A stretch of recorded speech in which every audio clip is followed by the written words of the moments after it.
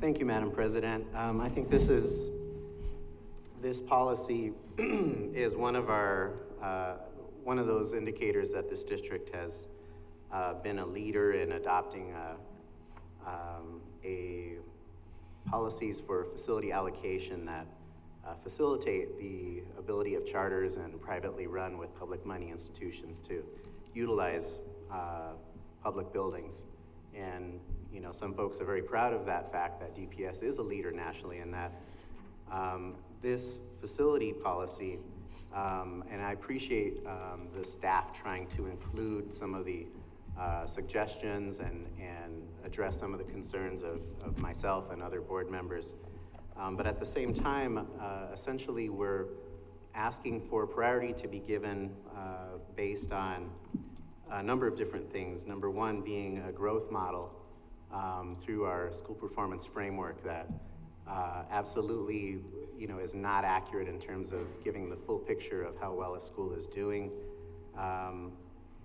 Also the supplemental considerations that we've put in, that a school that has the ability to contribute towards the funding also gives an undue advantage to those schools that come to the table with corporate funding and corporate money. Also, this facility allocation policy basically brings into effect and the regional transportation models and the regional enrollments that at first glance appear to be something good in terms of having charter schools take on a neighborhood region, but also has resulted in enrolling those schools that are under-enrolled, that haven't had a community demand in certain parts of the city. So I think that there are a number of issues within this policy in terms of facility allocation that need to be called out in terms of ensuring that the community collaboration is the key factor in this. It is mentioned, and it is mentioned that any commitments we've made previously to schools will be part of that supplemental consideration. It's also mentioned that we expect any schools and district facilities to participate and have special education programs, including center programs, in their facilities if the district deems that be necessary. Also that those schools have appropriate English language learner programs that serve communities that need those services. However, the special ed programs, it's still yet to be seen that the charter schools have embraced taking on the center programs in a successful way and housing those programs and ensuring that students with severe special needs have what they have the attention and teachers and programs and supports wrap around that normally are provided through our neighborhood public schools.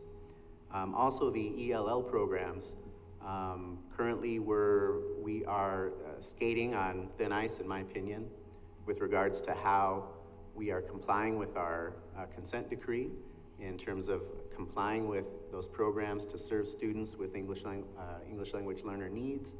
And so just to mention that schools give something appropriate is not clear enough. There are not enough requisites for certain schools to be able to receive district facilities under this policy. So I think that I believe that this policy is actually doing a lot more than just facility allocation. It is actually codifying DPS role in terms of opening up the district facilities to more corporate, privately run with public money charter schools. So I'm not going to vote for this, and I hope that the community will hold the district accountable to the small tenants that have been included in this policy and actually take us to task and ensure that community has input when there are school facility allocations. And of course, we will be addressing one of those this evening later on the agenda. Thank you. Thank you, Mr. Jimenez. Other If not, roll call on 502, please. Ms. Haynes? Aye. Mr. Jimenez? No. Mr. Johnson? Aye. Ms. O'Brien? Aye. Ms. Rodriguez? Aye. Ms. Rowe? Aye. Mr. Taylor? Aye. Okay, 502 is adopted.